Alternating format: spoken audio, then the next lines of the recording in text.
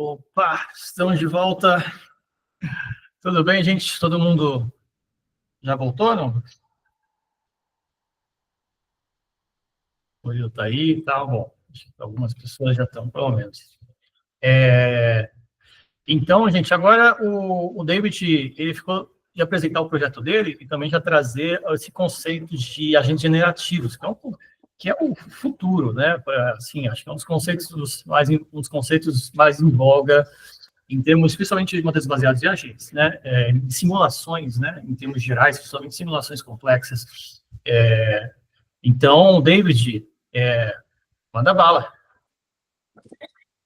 Boa tarde a todos. Vocês estão vendo a minha tela aí? Sim, está aparecendo aqui. Sim. Legal. Deixa eu só configurar a tela aqui.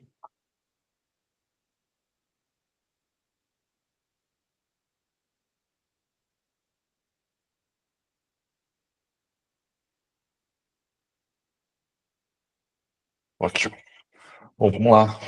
Boa tarde de novo. Obrigado pelo convite aí, dessa apresentação e conseguir compartilhar um pouco dessa nova técnica aí. Vamos lá. Bom, a ideia é apresentar os agentes generativos, né, e o impacto disso nas simulações de comportamentos sociais complexos. Me apresentando super rápido, tenho 25 anos de experiência aí na área de produto e tecnologia no mercado, tenho minha formação em ciência da computação e hoje curso o primeiro semestre de modelagem de sistemas complexos na EASH, com a orientação do professor Camilo. Bom, a ideia de Generative Agents é basicamente conseguir trazer essa nova abordagem de Generative AI, né, principalmente LLMs, para a modelagem de agentes, né. Mas antes de se aprofundar nisso, eu queria fazer uma brevíssima revisão de literatura aqui, né, que assim, a ideia, né, de simulação de comportamentos sociais, ela não é nova, né, ela já tem uma larga literatura aí, né, começando lá na década de 70, né, com modelos conceituais como o Game of Life, a parte de coordenação com os flocks ou boids, né, e cooperação com o Axelrod ali, entre quatro, o segregation ali do Schelling 71 também, que é um modelo super clássico, e o El-Farol, né, no modelo de economia comportamental, né, a racionalidade limitada e tal, que é um que eu vou até detalhar um pouquinho mais. Mas, assim, o que então, assim, existe um histórico grande de simulação para comportamentos sociais, né, mas como toda técnica, ela também tem seus desafios, né. As limitações, né, da modelagem clássica, né, que eu vou chamar aqui, né, da tradicional, BM tradicional, basicamente se impõe ali regras simples, né, com if-else, né, do que você decide que existe a bifurcação de comportamento, ou modelos matemáticos, né, fórmulas que trazem esse comportamento, né. Então, tende-se a uma certa simplicidade, entre aspas, ou especificidade, né, do modelo, e o que traz, acaba que a gente tem agentes determinísticos, né? Claro que a gente sabe que agentes determinísticos não necessariamente levam a modelos determinísticos, muitas vezes são não determinísticos com propriedades emergentes, e a questão do determinístico, ela não é nem ruim nem bom, ela só é. Assim, isso pode ser uma vantagem, inclusive, a gente vai ver sobre isso. Mas, assim, é uma característica. Existe uma escolha, né, sobre quais são as variáveis, quais são as regras que vão entrar dentro do modelo. Isso pode ser por N motivos, pode ser questão de viés, e também podem ser, quando a gente escolhe essas regras, elas podem ser suposições simples ou pode ser, inclusive, mais sofisticado do que precisa. Então, isso tem a questão da questão deliberativa do quais vão ser essas regras, né?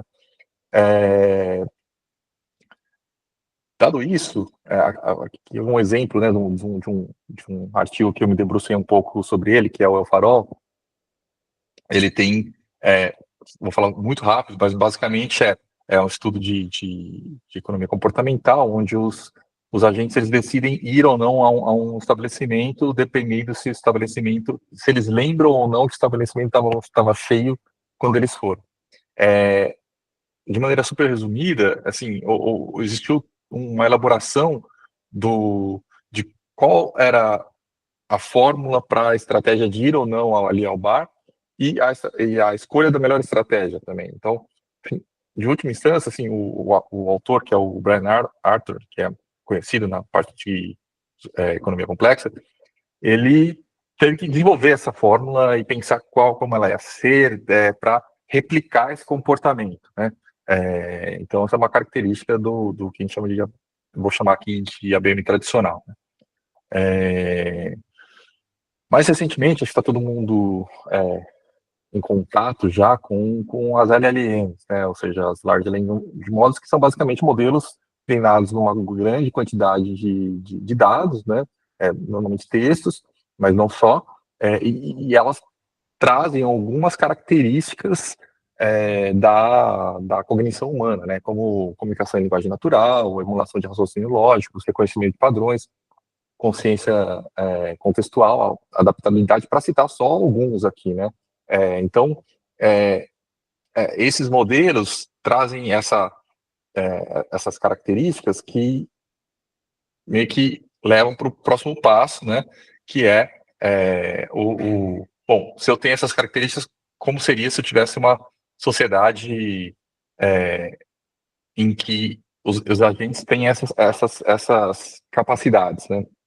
Então, o paper, né, o artigo de 2013, Generative Agents, Interactive Simulacra of Human Behavior, ele inaugura isso, talvez seja o artigo mais citado aí, dentro dessa linha, e acho que é o que inaugura essa frente, de colocar a LLM dentro da arquitetura cognitiva dos agentes e simular isso, né? Então, o que é essa simulação? É uma cidade que tem 25 agentes, todos eles com essa arquitetura cognitiva, a habilidade de interagir com o ambiente, a habilidade de interagir entre os próprios agentes, e ali ele está buscando, bom, dado que eu tenho esses agentes com essas capacidades, será que as propriedades emergentes sociais vão aparecer? Acho que essa é a grande pergunta do trabalho, e também se as capacidades cognitivas dos agentes elas são compatíveis com as dos seres humanos. Acho que essas são as perguntas que dão a base para outros trabalhos que vão vir depois, né? Então, assim, para criar, né, essa arquitetura cognitiva, foi pensado nesse modelo. E, primeiro, por que tem esse modelo, né? Porque simplesmente a LLM sozinha ela não dá conta de lidar com a parte cognitiva do agente. Talvez a principal gap que a gente vai encontrar aí é a parte de memória, mas não somente, né? Assim, a parte de ação, a parte de reflexão, tudo isso não existe nativamente dentro da LLM, e aí isso é criado esse modelo cognitivo, né? Então, basicamente, é a capacidade de perceber o mundo, né, aqui, de perceber, planejar. Quando a gente fala de planejamento, não é um planejamento de longo prazo, é um planejamento de curtíssimo prazo. Eu pego um copo, qual é a ação? A ação talvez seja beber água, mas nesse quesito aqui que é o planejar e atuar, né? Atuar dentro do nosso ambiente, e de tempos em tempos a capacidade de refletir sobre o que foi aprendido naquele ambiente, né? Falando de algumas características dessa arquitetura, a memória é importante porque é onde se guarda as experiências e as vivências ali do agente naquele ambiente. A reflexão, ela é importante porque, assim como nós, a gente não guarda, a gente guarda as coisas menos importantes em menos detalhes e as coisas mais importantes em maiores detalhes, né? Então a reflexão é como se fosse um algoritmo de compressão em que de tempos em tempos ele guarda as coisas importantes na memória e dá uma certa importância para aquilo. E por último, a parte de planejamento é o que vai ler essas memórias aqui, né? Com um algoritmo que vai trazer as memórias pertinentes para aquele contexto e vai gerar um plano de ação que é a ação que o agente vai tomar naquele ambiente. Esse aqui vira um looping, né, que o agente vai fazer o tempo inteiro, e é o que vai levar ele a se desenvolver dentro da simulação. Uma das coisas que eu... perdão, por último, assim, acho que só para fazer uma comparação em termos de modelo, né, de abordagens, o ABM tradicional, a gente, por exemplo, se um agente ele tem fome, a gente colocaria a fome igual a mais um, né, ou vai aumentando a fome, a gente modelaria mais ou menos dessa forma, né. No caso de Generative Agents, ela é uma forma mais desestruturada, né, então você só colocaria dentro da memória do agente, sentir cheiro de pão fresco vindo da padaria, e talvez a fome ali estaria como propriedade do comportamento do agente, né. E por último, aqui falando dessa arquitetura cognitiva, é importante, sim, isso já até falando com várias pessoas sobre isso, existe às vezes a impressão de que a chamada da LLM é uma chamada por agente por ciclo, né? E na verdade são muitas chamadas por ciclo, né? É necessário fazer chamadas para perceber o mundo, com alguns prompts específicos. É necessário chamadas para planejar, são necessárias chamadas para refletir, chamadas para agir. Existem evoluções nos modelos, né, que talvez reduzam esse número de chamadas. Esse paper é de 2023, houveram evoluções nos modelos LLMs, mas só para a gente ter uma ideia, num dia, por agente, foram 200 chamadas nesse paper. Então, assim, são muitas chamadas para o modelo, e claro, tem a questão de custo, etc., que pode também impactar. Bom, muito bem, então os pesquisadores ali fizeram esse modelo, e assim, mas no nível do agente, é um agente crível na questão do comportamento em relação a um ser humano? Então, o que os pesquisadores fizeram? Basicamente, eles fizeram perguntas para os agentes, questões de autoconhecimento, memória, planos, reações, reflexões,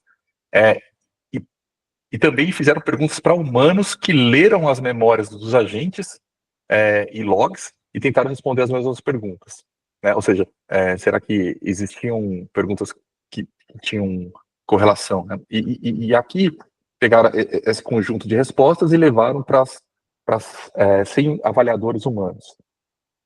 Bom, o resultado foi que naquela arquitetura cognitiva que eu mostrei para vocês agora há pouco, a avaliação dos 100 humanos foi melhor para a arquitetura completa do que para os humanos aqui, né? Então, é uma evidência de que a arquitetura cognitiva e essa modelagem dos agentes tem uma credibilidade em termos de comportamento, né? O segundo passo foi, bom, então temos agentes críveis, né, do ponto de vista de comportamento, eles geram propriedades emergentes sociais, né, do ponto de vista de difusão de informação, rede de relacionamento, coordenação entre agentes. Então, o primeiro experimento foi, bom, vamos colocar os agentes, uma informação que eu não esqueci de falar aqui é o seguinte: os agentes eles aparecem na simulação com um prompt muito simples. Olha, você dá o nome da pessoa, é o Ed, por exemplo, e você é músico, e você mora na casa tal. E basicamente isso, e coloca o agente lá para rodar. Dois agentes tinham um prompt um pouco especial, que era o Sam, ele era candidato a prefeito, e a Isabela, ela tinha a incumbência de organizar uma festa de Dia dos Namorados. Mas só eles sabiam dessa informação, né? Só o Sam sabia que ele é candidato a prefeito, e só a Isabela sabia que tinha a festa. No final da simulação, os pesquisadores perguntaram, né, para os agentes quem sabia que o Sam era candidato a prefeito. 8 sabiam dessa informação e 13 sabiam da festa da Isabela. Então, houve uma difusão da informação, né?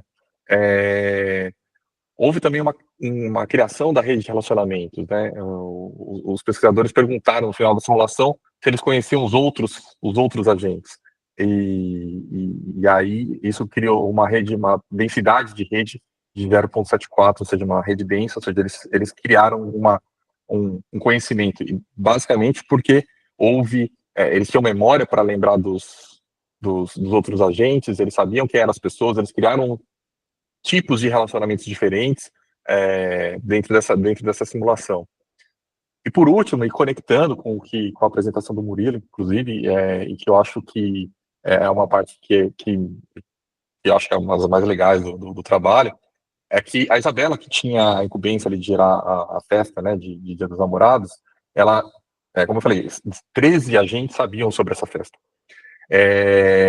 Mas 5, no dia e na hora da festa, apareceram e fizeram a festa acontecer. Então, houve uma coordenação entre esses agentes, né, mostrando a capacidade desses agentes se coordenarem e executarem uma certa tarefa, conectando com o tema hoje do grupo de estudo aqui, que são os coletivos, né? Então, existe essa coordenação entre eles. Bom, assim, esse aqui é o que está uma pincelada no paper inaugural ali, né, que é o que inicia essa frente, e desde então, esse é um paper de 2023, desde então existem várias frentes de tudo para o uso dessa técnica, né. Eu fiz uma busca rápida, assim, no motor de busca, usando AI e tal, para sumarizar aqui os valores, então assim, esses números não são de nenhum trabalho específico, mas era só para ter um cheiro da concentração das frentes de estudos, né? Então, ciências sociais, economia e negócio, teoria de jogos e comportamento estratégico, planejamento urbano, meio ambiente, saúde pública e medicina, educação e aprendizagem, marketing e comportamento do consumidor, desenvolvimento de software, sistema de informação e aplicações interdisciplinares emergentes. A gente vê que tem bastante coisa aqui, e acho que com certeza esses números são maiores, tá? Mas já existe trabalho sendo publicado usando essa técnica de várias maneiras, assim como na ABM tradicional, existem várias frentes de estudo que geram impacto, né? Eu escolhi alguns aqui porque acho que é legal concretizar alguns exemplos. Então, esse é um trabalho que eu gosto bastante, que é uma simulação de um hospital, em que os pacientes eles entram nesse hospital com problemas e os médicos eles os médicos e enfermeiros eles passam por uma triagem, etc. E um dos objetivos é que os médicos e os funcionários ali do hospital eles aprendam com a experiência deles, né? Então, tem métricas de comparação dos médicos reais com médicos que aprenderam e tal, então, o que já é um avanço, mas eu queria trazer um ponto muito específico desse trabalho aqui, que eu acho que é importante, assim, como mensagem geral, o que é possível dentro dessa simulação jamais passaria num conselho de ética para ser estudado na vida real. Aqui, parte do aprendizado implica que os pacientes vão morrer em algum momento ali, né? E isso, agora, dá para a gente pensar em cenários sociais, políticos, econômicos, em que eticamente não seria possível testar na vida real, mas que numa simulação dessa não teria problema nenhum do ponto de vista ético, né? Um outro exemplo, acho que é bem interessante aqui, é um trabalho que, pelo menos eles argumentam de que eles conseguiram pela primeira vez fazer com que agentes microeconômicos conseguissem emergir propriedades macroeconômicas para alguns pontos específicos, como curva Phillips, lei de Okun e alguns das propriedades econômicas. O que é interessante aqui é que são os agentes generativos sendo usados para estudos econômicos, né? Que assim, que também é quase uma obviedade, mas é um outro olhar com uma nova ferramenta, né? E aqui tem a possibilidade de você testar a heterogeneidade, né, humana e a complexidade humana dentro de cenários econômicos. ciências sociais e políticas, né, assim, também é outra área que é meio óbvio, né, nesse cenário, mas aqui, por exemplo, foi testado polarização política, difusão de mensagens inflamatórias, renda básica universal, resposta a desastre. Aqui, assim, eles tentaram até criar uma plataforma, tal, interessante, porque eles conseguem rodar até 10 mil agentes, o que é a ser estudado, porque, como eu falei, tem uma demanda de custo computacional bastante grande, né, quando você está rodando com LLMs, mas é interessante também que o que está sendo estudado aqui tem impacto e eles conseguiram um alinhamento com dados reais nesses 4 cenários. Então, muito legal também ver isso aqui. Aqui é algo mais de business, mais corporativo, mas também tem impacto na área de administração, por exemplo, que é o teste de um modelo de gestão específico, holacracia, dentro de um cenário simulado, onde você tem diversidade de pessoas, etc. O que é interessante aqui é porque eles conseguem informações e insights rodando essa simulação em vários cenários, em que não chega a conclusões que normalmente a gente chega só olhando as regras do modelo, né, que é a grande propriedade de simulações, mas aqui a gente consegue simular a complexidade das pessoas, dos seres humanos, né. Esse é um outro muito interessante, em que ele usa uma característica das LLMs multimodais, ou seja, que não usa só texto, mas que usa imagem também. As multimodais, ela tem a capacidade de usar texto, imagem, vídeo, som, e aqui, basicamente, eles colocam os agentes dentro de ambientes 3D, e os agentes têm a capacidade de andar por esses ambientes e trazer feedbacks, né, subjetivos, por exemplo, se ele acha que aquela área é segura, se ela não é segura, se ele está confortável dentro daquele ambiente, que é algo interessante também de ser observado, que, ou seja, não necessariamente precisa ser texto, né, para usar essas capacidades cognitivas das LLMs. Por fim, esse aqui é algo que ele não é um agente generativo, mas é basicamente eles usam uma LLM para treinar em textos históricos essa LLM, e depois eles fazem testes psicológicos em agentes para ver insights, para tirar insights sobre as características dessas pessoas naquele período, né? Então, períodos como a Roma Antiga, a sociedade japonesa, medieval, árabe ali, e aqui não é um agente generativo, mas assim, daqui para a gente conseguir criar uma simulação onde eu tenho uma simulação de uma sociedade antiga, sei lá, por exemplo, Brasil colonial, como seriam esses agentes com aquelas características, com aqueles padrões sociais naquele período, né? Então é como se fosse aqui nesse artigo eles chamam de fóssil cognitivo, né? A gente poderia extrapolar isso para um fóssil civilizatório, né? Assim, de civilização que daria para extrapolar nesse sentido. Então, assim, ainda tem muita coisa para ser pensada, estudada. Acho que quando chega um ferramental novo, as portas se abrem, né, se escancaram e as possibilidades são muitas. Mas, claro, como todo ferramental, a gente tem desafios, né?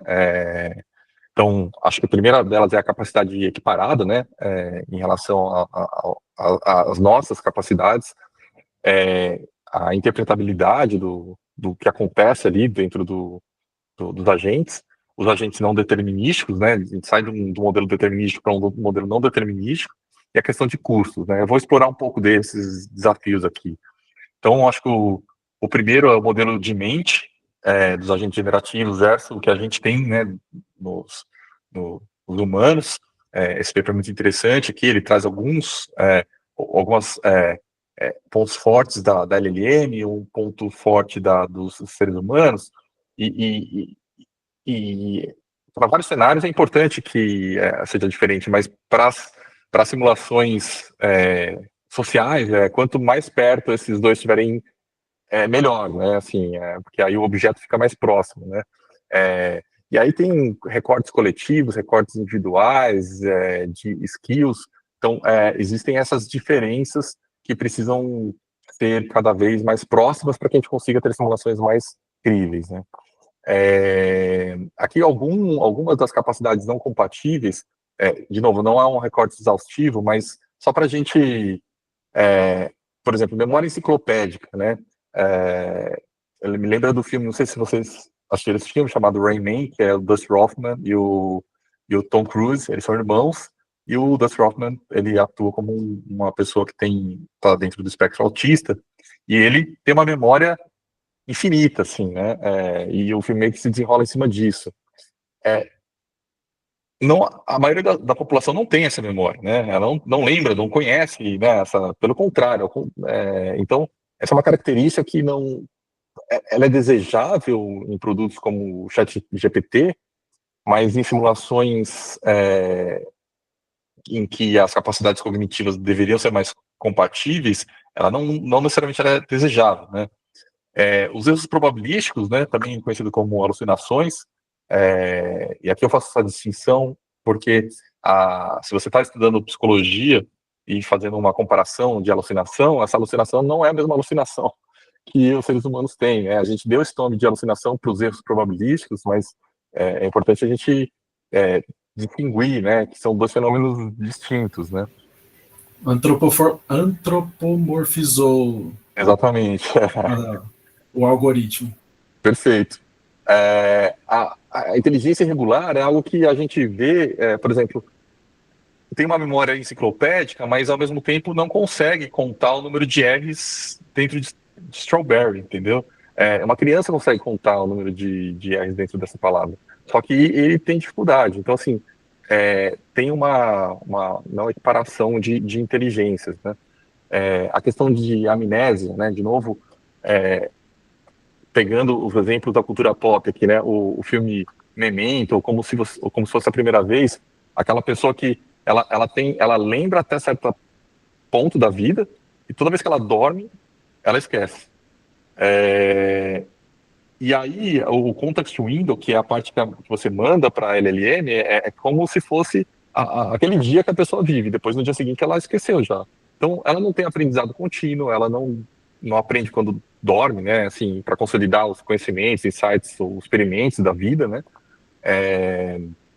e ela tem só o context window. E, inclusive, a arquitetura cognitiva, proposta no paper, ele é uma tentativa de sanar, né, parte desses problemas aqui, né.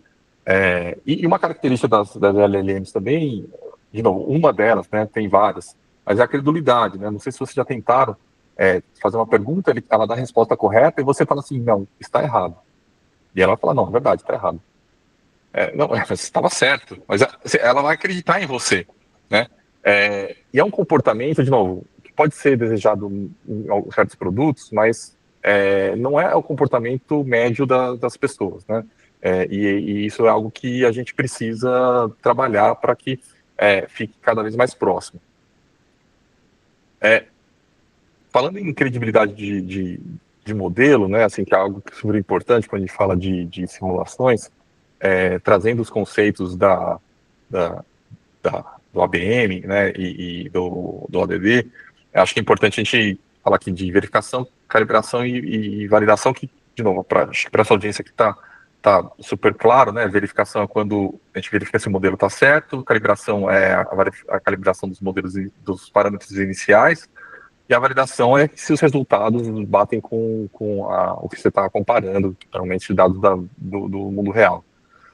No caso de Generative Agents, a gente tem uma verificação dos agentes no nível de agente, então a verificação da consistência narrativa, ou seja, o que eles falam faz sentido, e eles estão alucinando pouco, e a alucinação do ponto de vista de LLM, né? E se eles têm a manutenção da persona, ou seja, um dos jeitos de você criar uma persona é falar assim, olha, você é um mecânico. Durante a vida desse desse agente, ele continua mantendo essa persona, né? E do ponto de vista de simulação, de sistema, verificar a estabilidade de interação social entre esses agentes, né? Ou seja, eles vão criar essa interação como, né, as pessoas tendem a criar. Uma das simulações que eu fiz, por incrível que pareça, eles não se falavam. Eles tendiam a não se falar. Então, é algo que precisa ser verificado no começo das simulações. Na calibração, do ponto de vista de agente, é importante calibrar essa persona, né? O que eu quero dessa persona do ponto de vista de cognição, do ponto de vista social, emocional, motivacional, moral. Você precisa passar esses parâmetros para esse. Algumas coisas são meio que já. Você é um mecânico, então talvez pelo viés que vem da LLM, ela vai trazer algumas características cognitivas, sociais, emocionais, motivacionais, dado, sei lá, a profissão do agente. Mas se você quiser ajustar isso, talvez seja importante você falar todas essas características para ele. E normalmente as LLMs mais modernas, elas seguem esses padrões. Já abro para a pergunta que eu lembro, um minutinho, só para complementar. Eu tive um exemplo em que, no meu caso lá, que até vou fazer o link com o que o Murilo trouxe do estudo de startups, então um modelo de empreendedorismo, em que o empreendedor, por exemplo,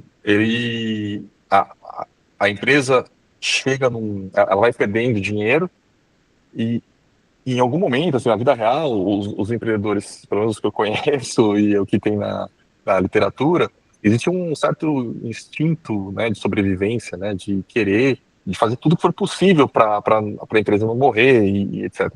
Esse instinto não aparece em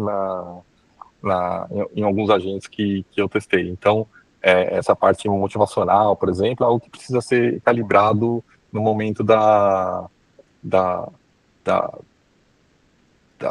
formatação da simulação. Deixa eu só abrir aqui. O Leandro quer fazer uma pergunta? Pode perguntar, Leandro.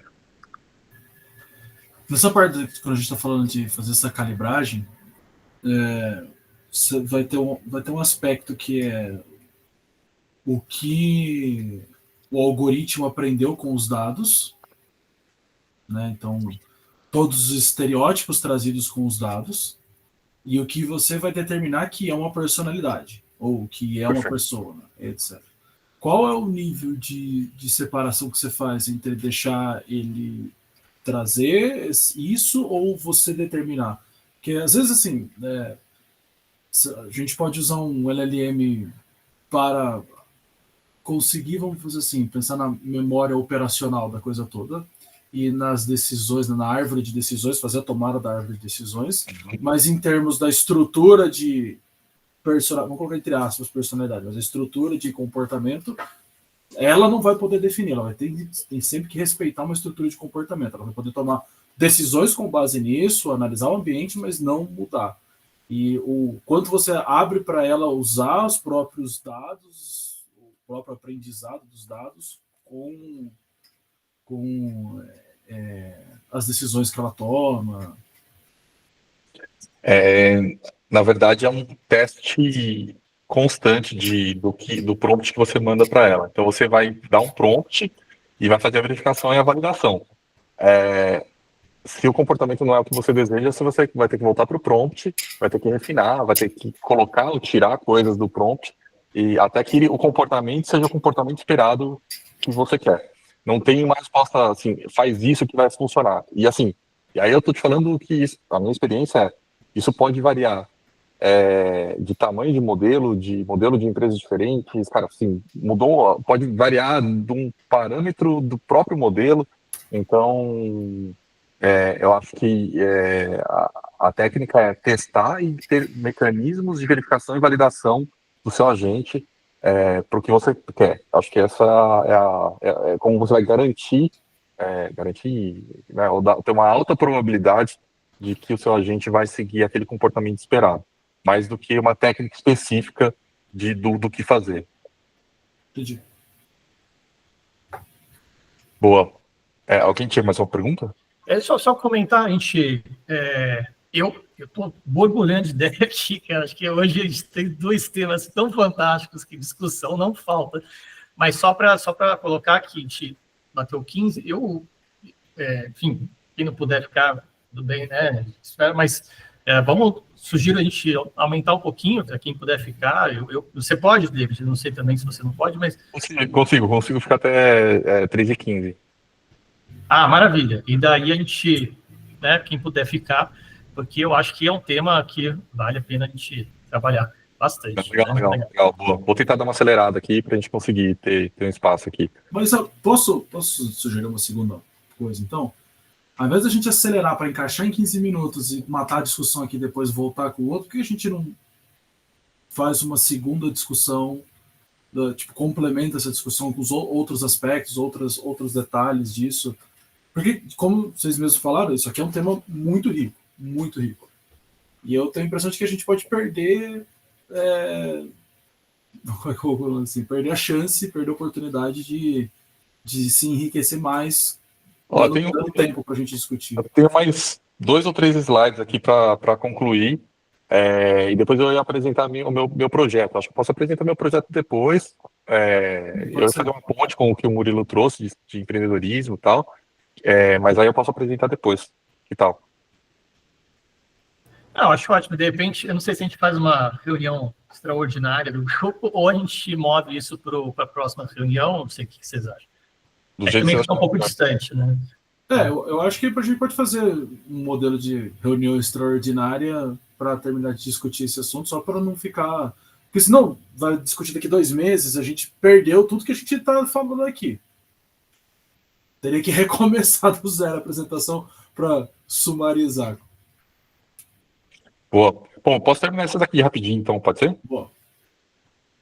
Bom, então só para falar da validação aqui, assim, importante, no final, assim, a calibração das propriedades emergentes, elas seguem os mesmos, e para a validação também, e no caso dos agentes generativos, a questão o quão plausível é a conversa, e aqui tem estudos já que usam testes psicológicos tradicionais dos seres humanos em cima dos agentes para ver se bate o comportamento desses agentes.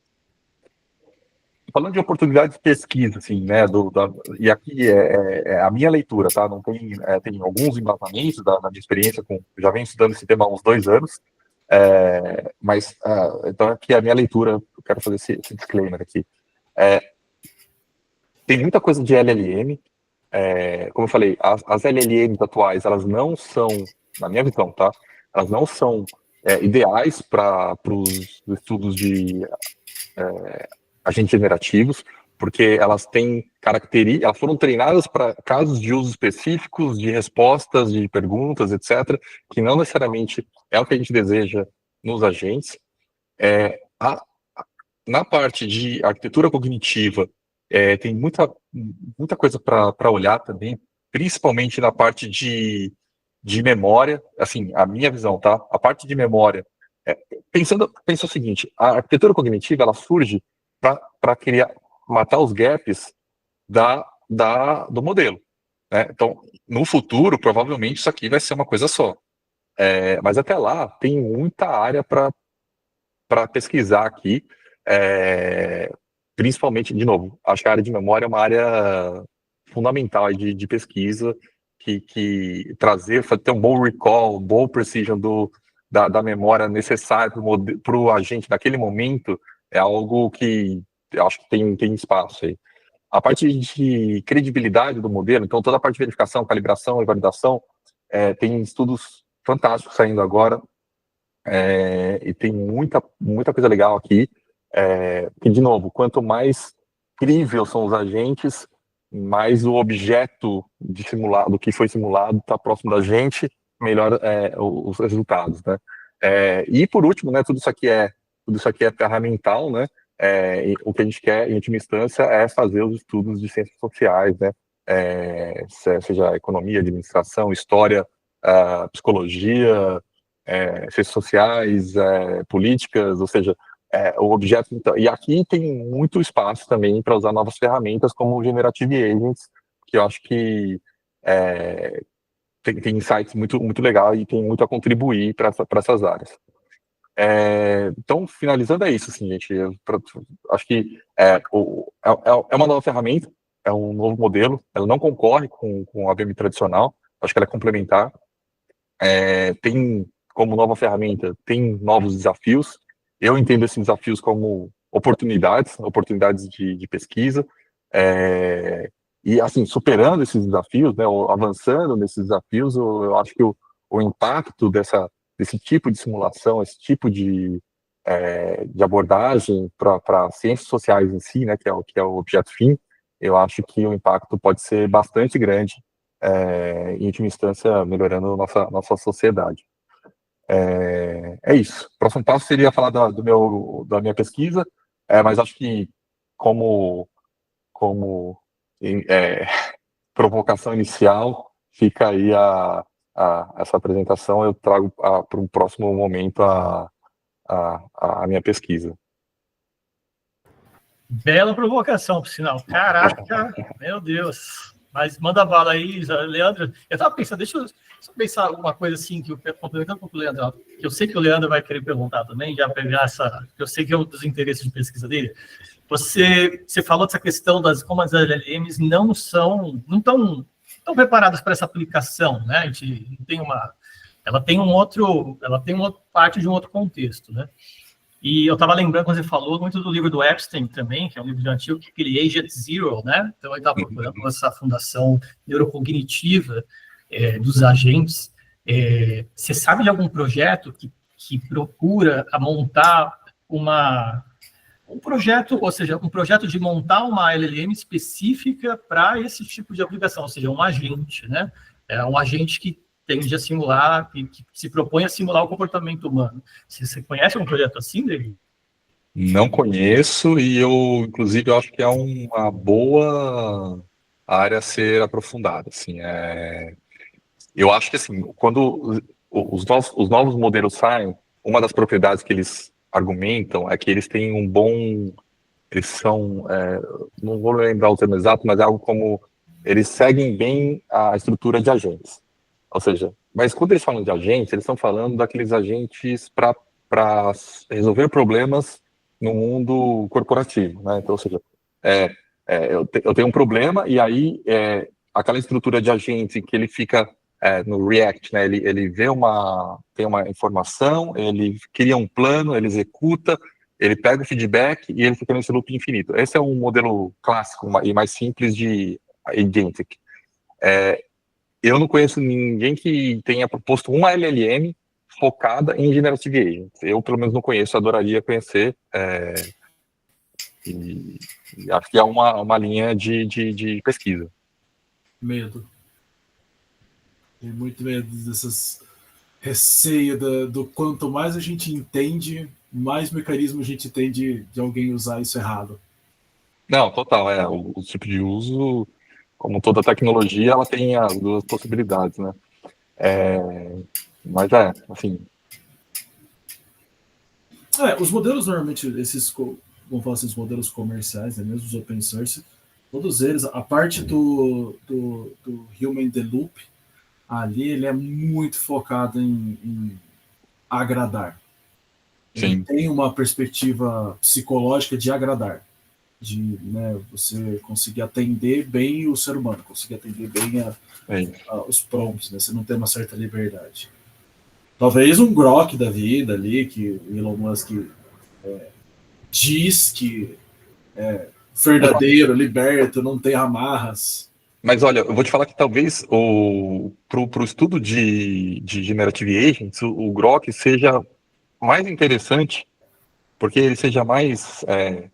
Tem menos guardrails em cima dele. Guardrails, seja... e outro, talvez, que seja interessante, sejam modelos menores, ou seja, modelos que sejam menos inteligentes.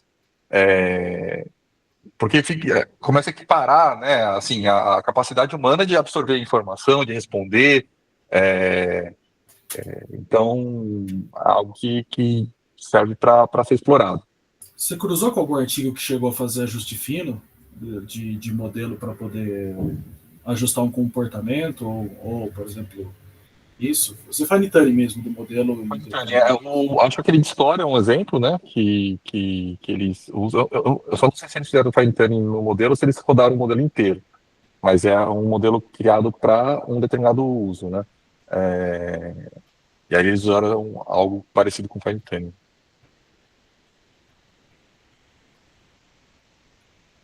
Pessoal, eu também tinha muita coisa para perguntar, tudo, mas o pessoal que tá maluco me chamando na outra reunião, que eu tô 10 minutos atrasado. Então, David, parabéns aí pelo trabalho, pela apresentação, obrigado por compartilhar com a gente. E depois, quando vocês marcarem outra extra aí semana que vem, ou que uns dias, eu participo também. Eu vou ter que ir, infelizmente, mesmo, porque tem o pessoal aqui tá maluco. Eu preciso ir lá. Falou, pessoal, boa semana para vocês. Obrigadão. Bom trabalho. Bom trabalho. Bom trabalho, Murilo. Gente, eu acho. Vamos então, que se a gente ficar aqui, acho que a gente vai. Acho que o David nem pode. A gente não vai embora mais. A gente não vai embora mais. Cara, tem tanta coisa aqui, cara. Eu já separei tanta coisa, mas vamos talvez então deixar fazer essa. Se o David puder também, né? Claro, não posso. Você conseguiria se reunir, David, numa próxima semana, por exemplo? Pra gente, claro. Você organiza um horário aí, eu consigo. Fantástico, cara. Nossa, parabéns aí pela apresentação. Muito bom, cara. Esse tema assim, dá para tirar. Os exemplos que você deu da história, eu falei, caraca, mano, meu Deus do céu. Esse da história é muito legal, né? Mas perfeito. Então vamos fazer isso. Então a gente, lá no grupo, a gente se organiza, no grupo de WhatsApp, e daí, então, fechamos então a nossa apresentação de hoje. Próxima reunião ordinária fica para agosto, e a gente se organiza lá no WhatsApp para ver se a gente consegue aumentar essa discussão. Parabéns aí de novo, David. Muito bom. Parabéns, obrigado por trazer o tema de novo. Obrigado pelo convite. Maravilha. Então é isso, gente. Então, um abraço para vocês e a gente se vê numa próxima, então. Até mais. Tchau.